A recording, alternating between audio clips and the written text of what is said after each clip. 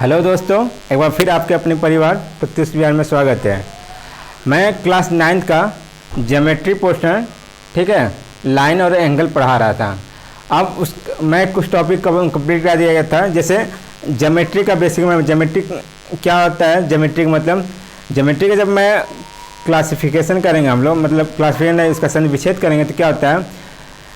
तो जियो मतलब अर्थ होता है, मतलब पृथ्वी। और मेट्रॉन मतलब होता है क्या आपका, मेट्रॉन मतलब आपका होता है मेजरमेंट, ठीक है। तुम अर्थ में जितने भी चीज़ आप लोग मेजर करते हो वो सब क्या है, ज्योमेट्री का अंतर्गत, ज्योमेट्री का अंतर्गत आती है, ठीक है। और कब मैं बताया था ज्योमेट्री के बारे में, ज्योमेट्री दो टाइप का होता है। एक आपका होता है प्लेन ज्योमेट्री, एक होता है प्लेन ज्योमेट्री, एक होता है सॉलिड ज्योमेट्री, ठीक है। तो प्लेन ज्योमेट्री का मैं एग्जांपल बताया था आपको। आपका चतुर्भुज होता है, त्रिभुज होता है, गोला होता है, ये सब आपके क्या आते हैं, प्लेन ज्योमेट्री का एग्जांपल हो गए, ठीक है।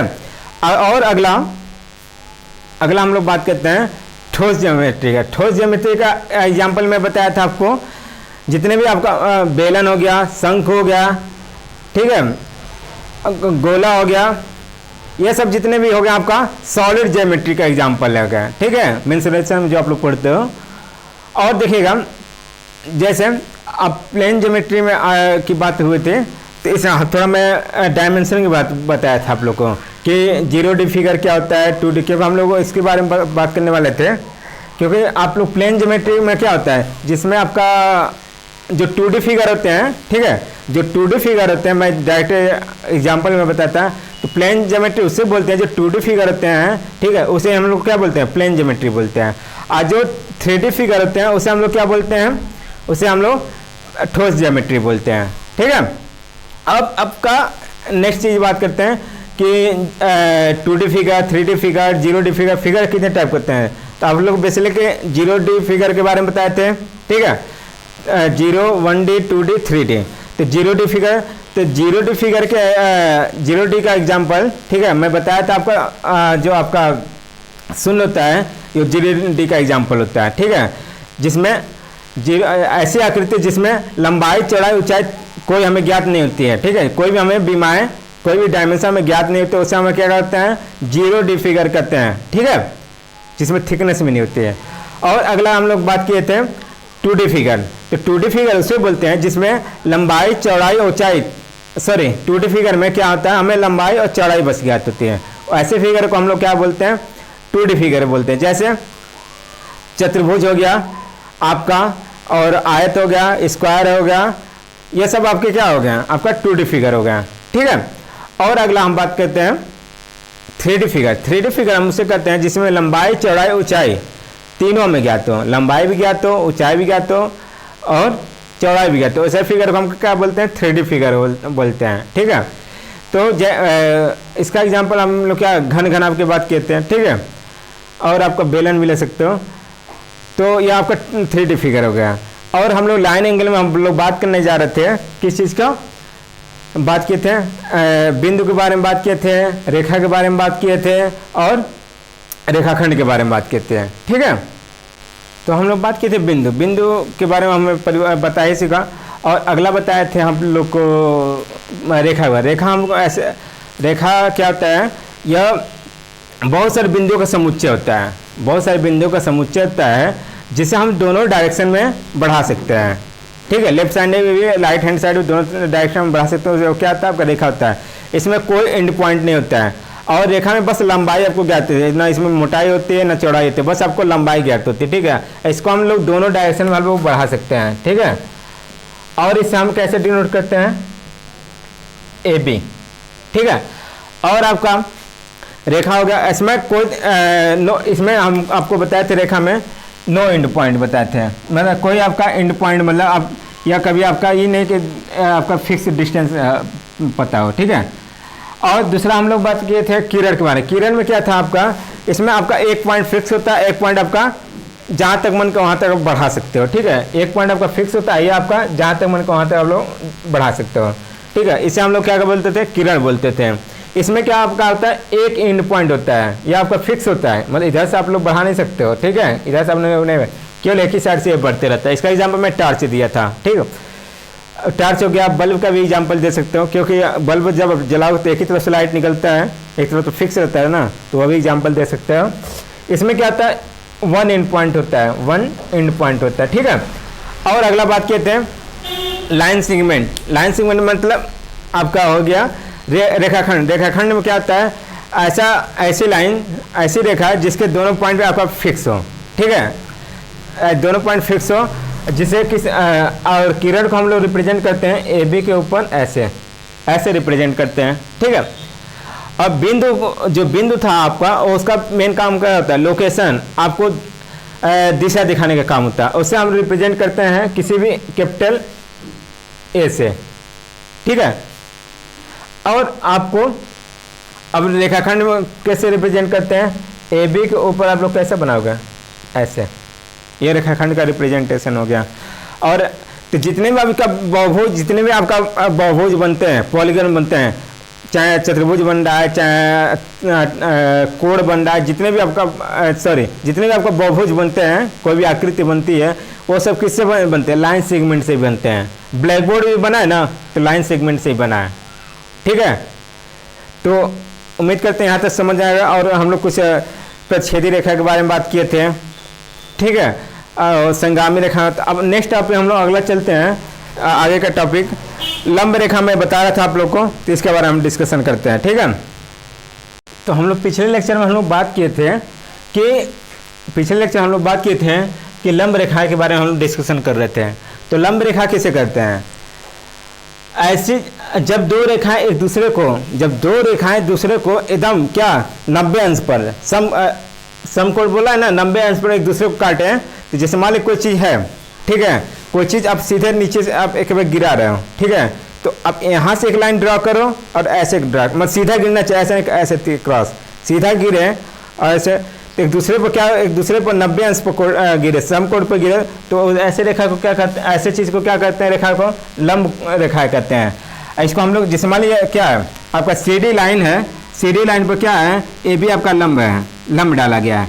तो इसको हम लोग कैसे फिगर के थ्रू नहीं, हमको अगर लिखना पड़े तो कैसे लिखेंगे, तो ए बी क्या है, ए बी परपेंडिकुलर है किस पर, सी डी पर, मतलब A B Rekha C D रेखा पर क्या है, परपेंडिकुलर। परपेंडिकुलर का साइन कैसे बनाते हैं, ऐसे कर दीजिएगा, मतलब छोटा सा ऐसे कर देंगे, तो क्या दिखा रहा है कि ये लंब रेखा है, ठीक है। क्या कर रहा है कि ए बी रेखा क्या है, आपका लंब किस पर लंब है, आपका सी डी पर, ठीक है। तो समझ में आया। तो लंब रेखा किसका, जब दो रेखा एक दूसरे के समकोण पर हो, उसे क्या कहते हैं, लंब रेखा कहते हैं, ठीक है। अब आपका नेक्स्ट बात करते हैं, अगला आपका टॉपिक है, बात करेंगे संगामी रेखाएं। संगामी रेखा के बारे में अब हम लोग बात करते हैं संगामी रेखाएं। तो संगामी रेखाएं किसे कहते हैं, जब दो या दो से अधिक रेखाएं किसी एक बिंदु से क्या हो, गुजरे, उसे ही हम लोग क्या कहते हैं, होकर एक ही बिंदु से होकर क्या होता है, गुजरे या होकर जाती हैं, वो सब क्या कंकरेंट लाइन कहलाती हैं, मतलब संगामी है। जैसे एक पॉइंट है कोई, यहाँ से कई लाइन गुजरे हैं, ठीक है, एक ही बिंदु से होकर, तो ये सब क्या है, आपकी संगामी रेखा कहलाती हैं। समझ आया, एक ही बिंदु से बहुत सारी लाइन जब गुजरेंगे, दो या दो से अधिक लाइन, उसी क्या कहते हैं, कंकरेंट लाइन कहते हैं या संगामी रेखा कहते हैं, ठीक है।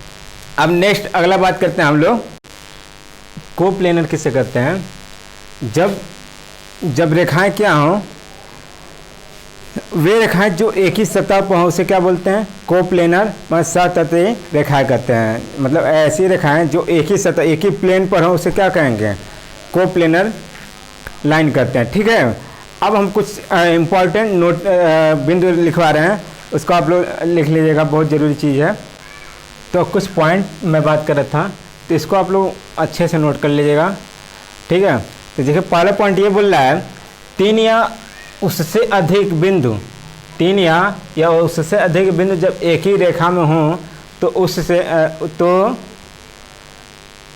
तो सभी बिंदु क्या होंगे, संरेख में, मतलब क्या कह रहा है, तीन या उससे अधिक तो एक ही रेखा में हो। जैसे मान लीजिए अभी आएगा आपका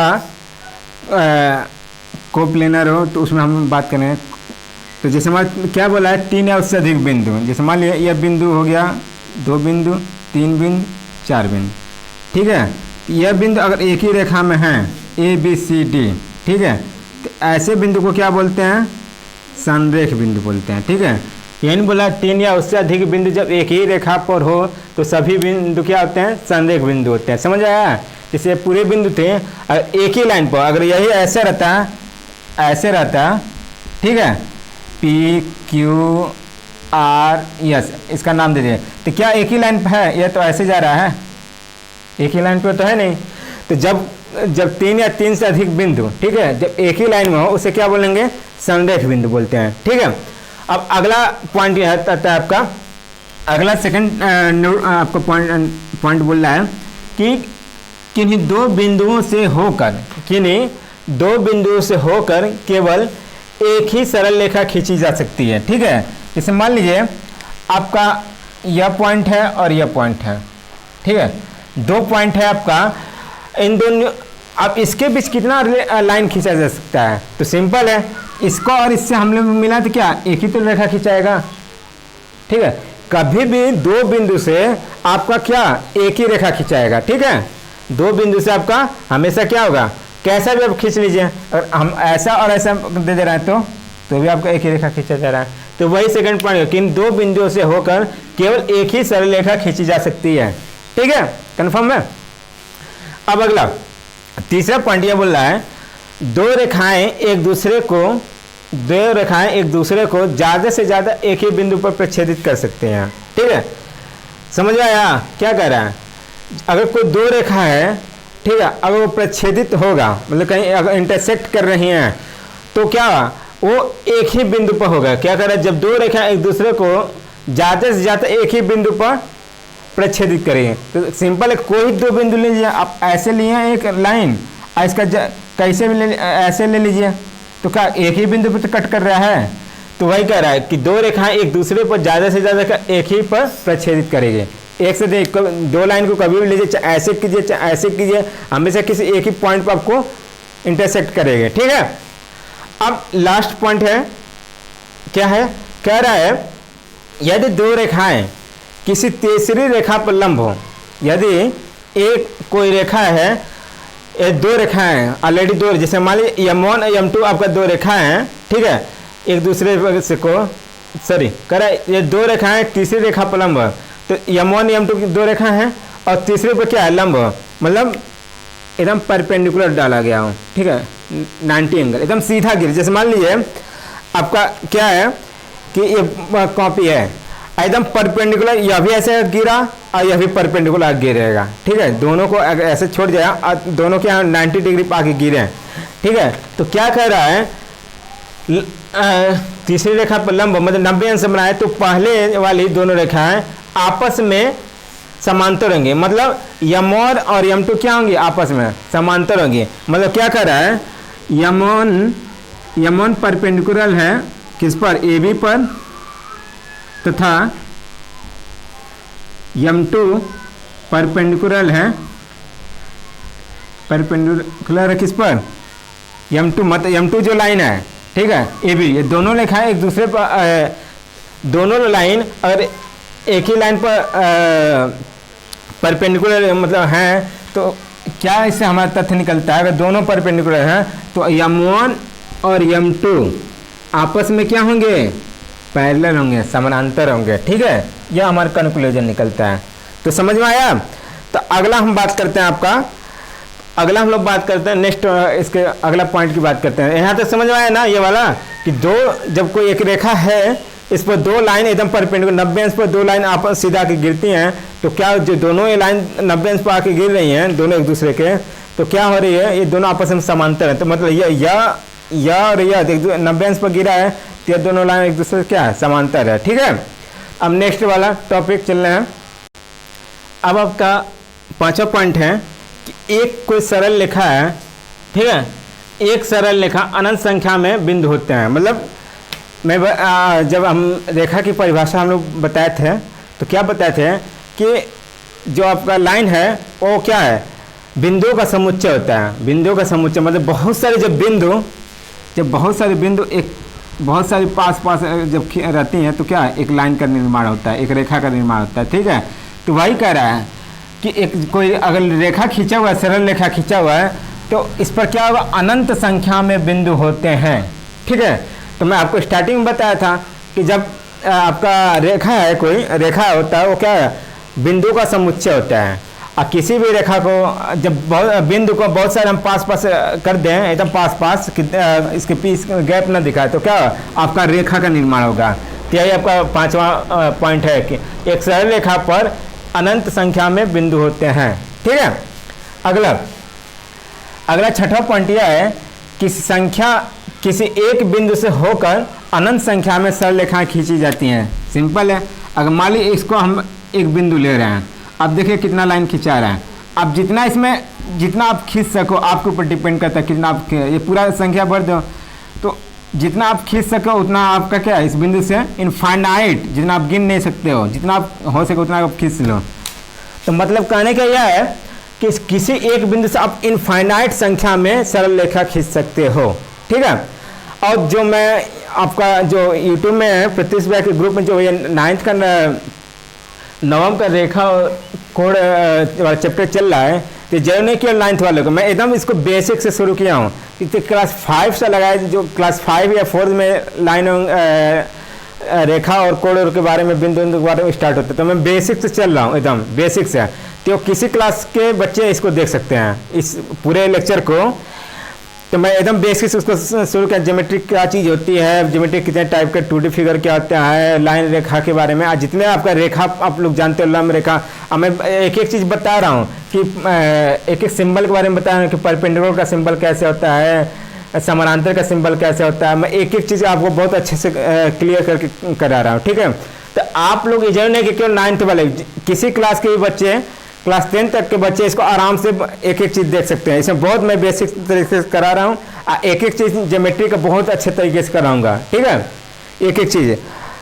तो आप जरूर नहीं कि इसको 5 वाले भी देख सकते हो, 6 वाले भी, 7 वाले, 8 वाले, सभी बच्चे इसको अच्छे से देख सकते हैं लेक्चर को पूरा। इसमें मैं एक एक चीज़ पॉइंट को कवर करा रहा हूँ कि जो जैसे अब ट्रेंगल को, ट्रेंगल आप क्लास 7th में आप लोग उसके बारे में पढ़ोगे, आप लोग कंग्रुएंसी के बारे में, सर्वांगसम के बारे में पढ़ोगे। तो 7th में पढ़ोगे, तो अब 9th में भी ये चैप्टर है, आज 7th में भी सर्वांगसम के बारे में। ठीक है, तो हम बहुत अच्छे से बेसिक से कराएंगे, ऐसा नहीं कि ऊपर से क्वेश्चन सर। पहले हम कंसेप्ट आपको क्लियर करा रहे हैं, सारा एक एक कंसेप्ट। तो अभी तक मैं क्वेश्चन नहीं करा रहा ना बुक का, मैं बेसिक से लेकर चला हूँ, एकदम जीरो से तक चल रहे हैं एकदम, और उसको हाई लेवल पर लेकर चलेंगे, और तब हम लोग क्या करेंगे, क्वेश्चन सॉल्व करना चलेगा। अभी आपका अभी आधा पार्ट कंप्लीट हुआ है, मतलब आपका जो आपका थ्योरी पोर्शन अभी आधा पार्ट कंप्लीट हुआ है। अब हम लोग को क्या पढ़ना है, एंगल के बारे में पढ़ना है, एंगल के बारे में बहुत अच्छे से करना है।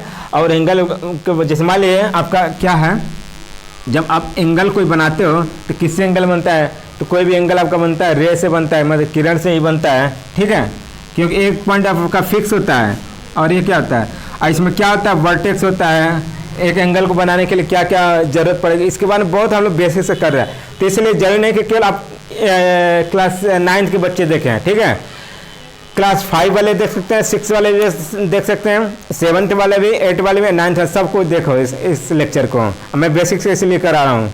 ठीक है, तो धन्यवाद। और अगला लेक्चर में फिर से, अभी इसमें बहुत चीज़ कराना बाकी है।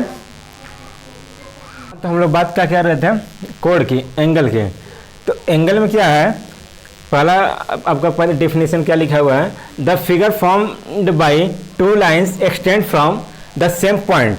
मतलब क्या कह रहे हैं कि कोई ऐसा फिगर बन रहा है, ठीक है, कोई ऐसा फिगर बन रहा है जिसका पॉइंट सेम हो और 2 लाइन क्या एक्सटेंड कर रहे हैं, एक्सटेंड कर, मतलब कोई 2 लाइन है या रे, ठीक है, रे किसी सेम पॉइंट से आगे तरफ बढ़ रहा है, तो क्या करते हैं, एक एंगल का निर्माण करते हैं। ठीक है, इसका सेकंड परिभाषा क्या कर रहा है, या अथवा यह भी बोल सकते हैं, व्हेन 2 रे, जब 2 किरण आर ओरिजिनेटेड सेम पॉइंट, मतलब 2 किरण है जिसका ओरिजिन पॉइंट, मतलब ओरिजिन पॉइंट क्या सेम हो, मतलब दोनों रे का ओरिजिन पॉइंट मतलब जहाँ से वो निकले हैं उनका सेम हो, तो क्या करेंगे, तो उसी को जो बनेगा वो उसे क्या कहेंगे, एंगल कहते हैं। ठीक है, तो इसमें देखिएगा, तो जो आपका जो अब मान लीजिए ओरिजिन 2 रे आपका निकला, ठीक है, तो इसका ओरिजिन पॉइंट होगा। ठीक है, ओरिजिन पॉइंट हुआ, तो जो बन रहा है, तो यही तो एंगल बन रहा है, यह वाला पोर्शन एंगल बन रहा है। तो देखिएगा, तो जो इसका कॉर्नर होता है, जो कोना होता है, उसे क्या बोलते हैं? वर्टेक्स। ये जो ये कोना बना हुआ है ऐसे कुप्पी नुमा टाइप बना हुआ है जो एक कोना, उसे क्या बोलेंगे? वर्टेक्स। वर्टेक्स मतलब शीर्ष बोलते हैं, ठीक है। शीर्ष में जैसे एक कोड के अंदर क्या क्या होता है उसको हम जानते हैं। जैसे कोई पूछ दिया है, ये बताइए कोई आपका कोड बन रहा है, कोई एंगल बन रहा है, तो उसमें क्या क्या किस किस से मिलकर बनता है, तो उसमें क्या क्या चीज़ होता है, या किस किस्म से वो बनता है, या कोई एंगल बन गया तो उसमें क्या क्या चीज़ होता है, तो यह बता कोई पूछे तो इसके लिए सॉरी। तो जब बनाएंगे तो जो कोना है उसको क्या बोलते हैं? शीर्ष, यानी the corner point is called vertex, ठीक है। अब देखिएगा, द रे making an angle is called arm. मतलब क्या कह रहा है, जो आपका किरण है, जो आपका एंगल बना रहे, जो किरण है, जो किरण है, जो आपका एंगल बना रहे हैं, जो कोड बना रहे हैं, उसको क्या बोलते हैं? आर्म बोलते हैं, मतलब साइड बोलते हैं, भुजा बोलते हैं, ठीक है। तो यह आपका वर्टेक्स हो गया, या आपका दोनों क्या हो गया? अभी साइड साइड हो गया, ठीक है। साइड साइड वार्म आर्म, और बीच वाला क्या होता है? एंगल होता है, ठीक है। इसको क्या बोलते हैं? ये दोनों के लिए क्या है? कॉमन है, दोनों एंगल के क्या है? तो ये क्या है? कॉमन इनिशियल पॉइंट है, ठीक है। यहीं से इनिशियल पॉइंट से तो दोनों आर्म स्टार्ट हो रहे हैं, तो ये आपका एंगल हो गया, ठीक है। तो आप लोग हिंदी में भी लिख लीजिएगा जो भी आपको सुटेबल लगे। अब हम नेक्स्ट बात करते हैं, कुछ एंगल में आते हैं, जैसे एडजेसेंट एंगल, आसन कोण होता है, बहुत सारे कोण, इसके बारे में थोड़ा बात करते हैं। और फिर एंगल के बारे में कि न्यून कोण का अपटूस एंगल क्या होता है, सम कोण क्या होता है, बृहत कोण क्या, इसके बारे में डिस्कशन है। पहले छोटे छोटे तो एंगल के बारे में बात करते हैं, ठीक है। आपका एक टॉपिक छूट गया था, collinear and non collinear point, ठीक है। मतलब संरेख बिंदु और असंरेख बिंदु, इसके बारे में। तो एक जब मैं इम्पोर्टेंट नोट लिखवाया था तो उसमें आपका था क्या उस संरेख बिंदु के बारे में, तो इसके बारे में थोड़ा डिस्कशन कर लेते हैं। तो संरेख बिंदु किसे कहते हैं, ठीक है। तो मैं क्या बताया, जैसे मान लीजिए पॉइंट ए है, ए हो गया, बी हो गया, सी हो गया, इनको अगर हम मिलाएं एक दूसरे से, इसको इससे मिलाइए, इसको इससे मिलाइए, तो ठीक है, एक सीधी रेखा बन रही है। तो जब 3 या 3 से अधिक बिंदु, ठीक है, 3 या 3 से अधिक बिंदु एक सीधी रेखा में हो तो उसे क्या बोलते हैं? उसे क्या बोलते हैं? कोलिनियर पॉइंट बोलते हैं, ठीक है। अगला, जब 3 या 3 से अधिक बिंदु एक रेखा में नहीं हो, ठीक है। मान लीजिए इसको मैं मिलाऊं तो क्या होगा? इसको मिलाएंगे तो यह तो एक लाइन में हो गया, लेकिन तीसरा बिंदु बुलाएंगे क्या एक रेखा में है? ये ट्रायंगल का निर्माण कर रहा है, एक रेखा का निर्माण कर नहीं रहा है। तो क्या होगा, जैसे मान इसका नामिंग कर दें पी क्यू आर, तो ए बी सी क्या है आपका? कोलिनियर पॉइंट हो गया, ठीक है। अब पी क्यू आर पॉइंट क्या हो गया आपका? नॉन कोलिनियर पॉइंट हो गया, ठीक है। समझ आ गया? तो जो 3 या 3 से अधिक बिंदु अगर आपका हैं, अगर एक लाइन बना दें, एक रेखा बना दें, तो उसे क्या बोलेंगे? कोलिनियर पॉइंट बोलेंगे। और 3 या 3 से अधिक बिंदु अगर एक लाइन नहीं बना रहे तो उसको नॉन कोलिनियर पॉइंट बोलेंगे, मतलब असंरेख बिंदु बोलेंगे, ठीक है। अब अगला हम बात करते हैं नेक्स्ट टॉपिक के। तो अब हम लोग बात करते हैं कोड के टाइप्स ऑफ एंगल के, ठीक है, कितने टाइप के होते हैं। तो क्लास 9 का ये सिलेबस चल रहा है, तो इसमें आपको 5 प्रकार के एंगल के बारे में दिया हुआ है, ठीक है। तो इसी के बारे में पढ़ रहे हैं, ठीक है। तो पहला आपका होता है एक्यूट एंगल। क्या होता है? एक्यूट एंगल मतलब न्यून कोण। तो न्यून कोण किसे कहते हैं? तो इसका फिगर क्या होगा? तो पहले किसे कहते हैं? न्यून कोण किसे कहते हैं? मतलब 0 अंश से अधिक और 90 अंश से कम कोण को क्या कहते हैं? न्यून कोण कहते हैं, एक्यूट एंगल कहते हैं, ठीक है। जैसे देखिएगा, ये क्या है? 0 से अधिक, मतलब जब आप इस फिगर को, जब एक लाइन ड्रा, क्या होता है? 2 लाइन से आप 2 किरण से ही आपका क्या होता है? एंगल बनता है। तो एक लाइन आप ड्रॉ कर लिए, ठीक है। आप यहाँ से आप यहाँ से एक और लाइन आप यहाँ देखिएगा, आप यहाँ से क्या कि एकदम इसी पर पर्टिकुलर आप बनाओगे सीधे, एकदम जैसे एक लाइन है, ऐसी पर दूसरी लाइन ड्रॉ कर लो, तो आपको कितना एंगल बनेगा? 0 एंगल बनेगा ना, कि इसी पर आप सेम लाइन ड्रा कर दोगे, इसी पर आप डबल लाइन ड्रा कर दो तो जीरो एंगल बनेगा। तो उसने क्या बोला, जीरो से अधिक। तो क्या कीजिए, इसी पर क्या करेंगे, जैसे जैसे आप इसी पर हम क्या करें, हल्का हल्का आगे की तरफ बढ़ते रहें, तो क्या हो रहा है, जीरो से अधिक, अभी क्या हो रहा है, जीरो से अधिक बढ़ रहा है। तो जितने भी एंगल बनेंगे, ठीक है, जितने भी जीरो से अधिक जितने एंगल बन रहे हैं, सेम एक दूसरे को ओवरलैप ड्रा करेंगे तो जीरो एंगल हो गया। और जैसे ही आगे तरफ आप बढ़िएगा तो क्या होगा, आपका एंगल की वैल्यू चाहिए, जीरो से क्या होगा, 1 होगा, 2 होगा, 3 होगा, 15 होगा, 25 होगा, 30 होगा, 40 होगा, ऐसे बढ़ते जाएगा ना। और हमें कहाँ तक जाना है, 90 से कम एंगल तक ही जाना है, ठीक है। तो जीरो से अधिक और 90 से कम एंगल को क्या बोलते हैं, एक्यूट एंगल होते हैं।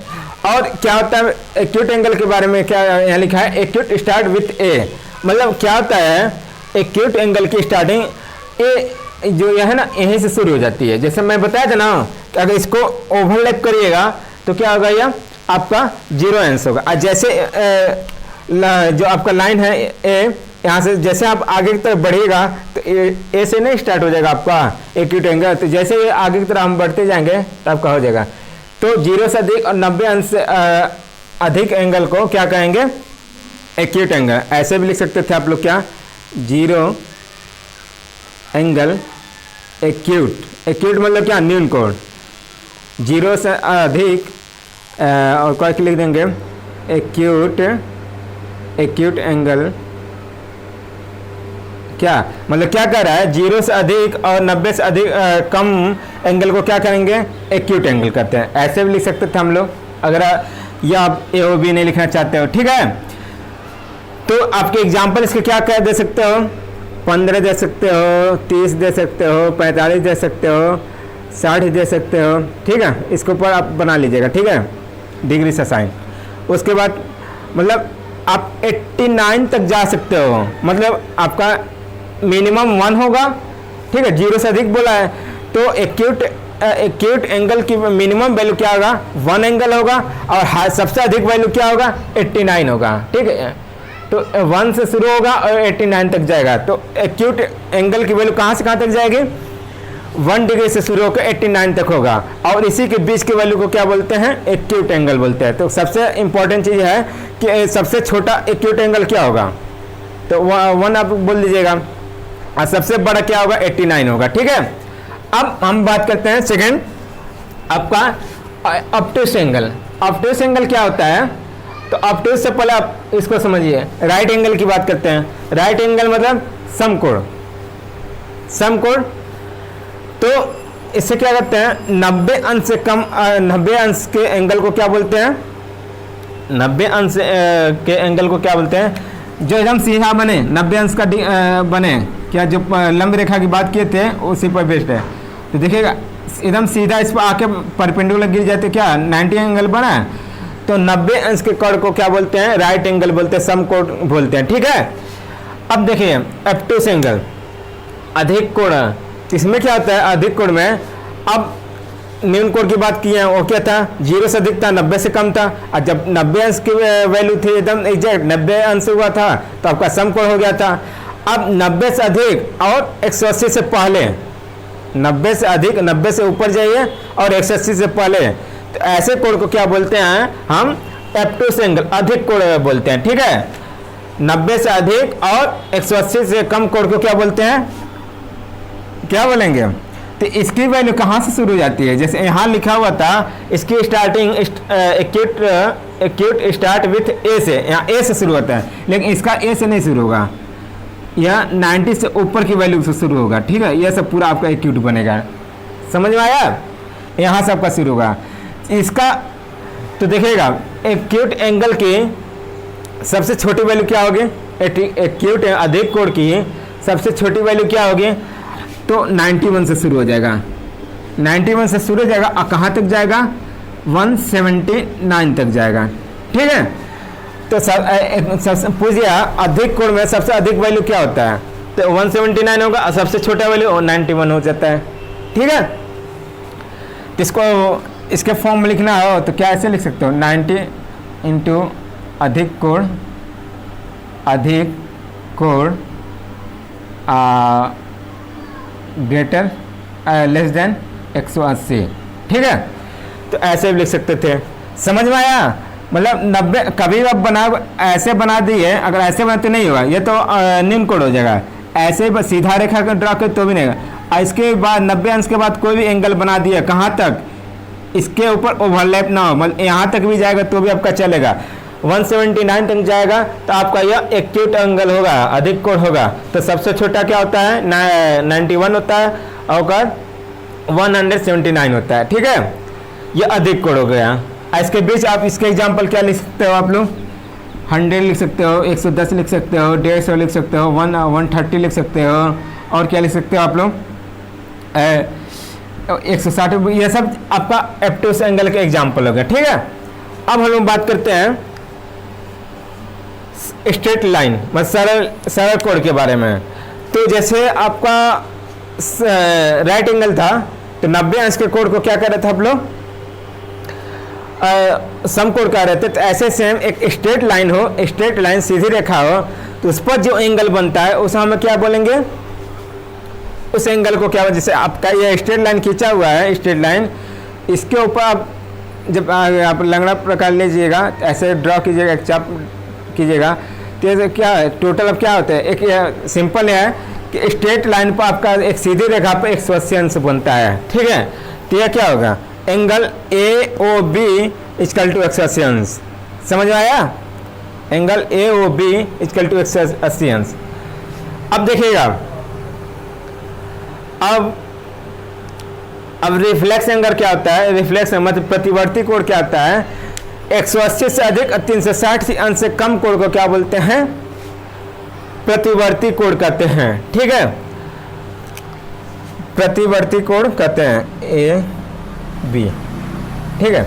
अब थोड़ा कुछ मैं कुछ पॉइंट बात करूंगा, देखिएगा। जैसे इसमें आपको एंगल लिखना रहे, जैसे मैं यह आपका है समकोण एंगल है, समकोण, इसके ऊपर बात करें। जैसे इसको एंगल का फॉर्म लिखना है तो कैसे लिखोगे आप, ऐसे भी लिख सकते हो, एंगल का साइन ऐसे बनाते हैं, ठीक है। एंगल का साइन हम लोग कैसे बनाएंगे, ऐसे करके उसको ऐसे कर देगा, तो ये एंगल का साइन है। और इसको हमें बनाना नहीं, हमें बस दिखाना, मतलब आपको लिखना रहे, हमें एंगल ड्रॉ नहीं करना है, हमें बस लिखना। तो कैसे लिखेंगे, तो एंगल का साइन ऐसे बना दीजिएगा, और उस पर क्या लिखिएगा, तो जिस पर एंगल बना होता है, ओ पर बना हुआ है ना, तो उसको बीच में लिखेंगे। अब बाकी साइड में अलग अलग, जैसे ए ओ बी, अच्छा बी ओ ए लिखिए, ए ओ बी, तो क्या दिखा रहा है, 90 एंगल दिखा रहा है। अगर मान लीजिए ऐसे दिखा हो,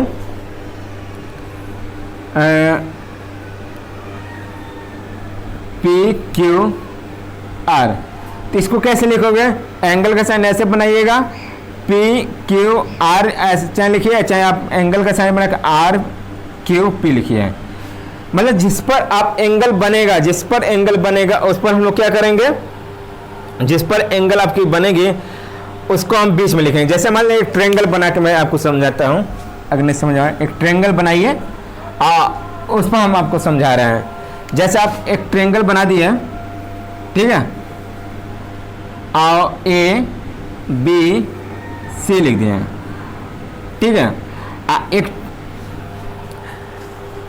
एक ट्रायंगल बनता है तो हमें 3 चीज ज्ञात होती है, ठीक है। हमें क्या मिला हुआ, एक ट्रायंगल बना है तो हमें 3 क्या पता है, 3 एंगल प्राप्त हुआ है, और क्या 3 साइड प्राप्त हुआ है, ठीक है। 3 एंगल मिला है और 3 साइड मिला है। एक एंगल बनाने पे, एक एंगल के अंदर हमें क्या क्या मिलता है, 3 एंगल मिलता है और 3 साइड मिलता है, ठीक है। साइड कौन कौन सा मिला है, अगर साइड की मैं बात करूं, मतलब भुजा की बात करूं, देखिएगा मैं बोला ना, एक एंगल त्रिभुज बनाएंगे तो आपको 6 चीज प्राप्त होता है। तो क्या क्या मिलता है, देखिएगा, भुजा कितना मिलता है, 3 को मिलता है, और कोण कितना मिलता है, 3 मिलता है। भुजा कौन कौन सा, ए बी, और दूसरा बी सी, तीसरा कौन सा, ऐसे भी भुजा है, ये सब भुजा है आपका, यह आपका भुजा है, ए बी भी भुजा है, बी सी भी भुजा है, और ए सी भी भुजा है, ठीक है। ये आपका भुजा हो गया, ठीक है। अब देखिएगा, कोण है ना, अब इसमें 3 कोण, अब एक ट्रेंगल के अंदर 3 भुजा मिलता है और 3 कोण मिलता है। तो कोण को कैसे लिखेंगे, तो देखिएगा एक यह एंगल बन रहा है, अलग अलग मैं दिखाने की कोशिश कर रहा हूँ, ठीक है। तो एंगल ए है, एंगल बी है, एंगल सी है, एंगल ए है और एंगल बी है और एंगल सी है। अगर हम इस एंगल को दिखाना रहे तो कैसे त्रिभुज के अंदर दिखाएंगे, और सिंपल ऐसे बना था तो हम तो दिखा दिए थे। अगर इसको दिखाना है तो कैसे दिखाएंगे, देखिएगा ध्यान से। और एंगल ए को दर्शाना है तो कैसे करेंगे, लिखेंगे एंगल बी ए सी, एंगल बी ए सी, एक एंगल हो गया।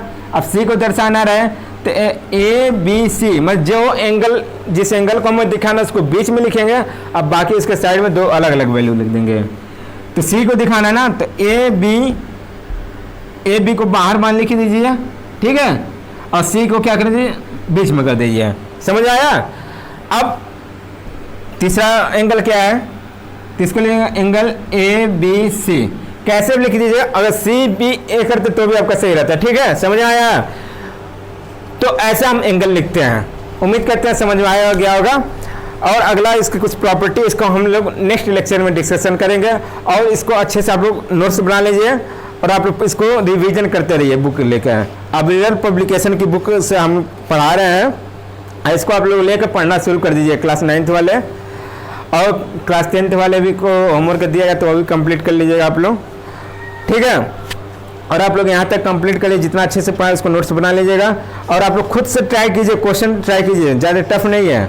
आप लोग को तो मैं पढ़ाया ही था, क्लास 7th और 8th में मैं पढ़ाया था आप लोग को, बहुत अच्छे से मैं ऐसे ही पढ़ाया था आप लोग को, बहुत डीप अच्छे से। और कुछ क्वेश्चन आप लोग लगाने की कोशिश कीजिए, बाकी मैं समझाते रहूँ। हाँ, सबसे बड़ी बात कि जितने भी एग्जाम्पल दिए हुए हैं चैप्टर में, जितने भी उदाहरण दिए हैं उसको आपको भी सॉल्व करते रहना है, ठीक है, छोड़ना नहीं है।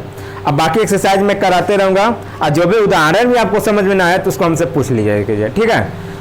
तो धन्यवाद। और आप लोग अपना जो भी वर्क दिया गया कंप्लीट करने के लिए उसको आप लोग कंप्लीट करके और बुक आप लोग पहले ले लीजिए। धन्यवाद।